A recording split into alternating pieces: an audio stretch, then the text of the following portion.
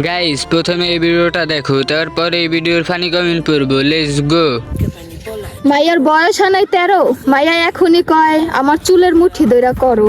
I mean तो चलिए शुरू करते हैं। মায়ের বয়স হয় নাই 13, আগে তুমি বলো আবাসিকে কি করো? ওরা ফর্সা আমরা কালা, ওরা ব্যবসায়ী আমরা ভালা। এই আপুকে হাত মারিনি?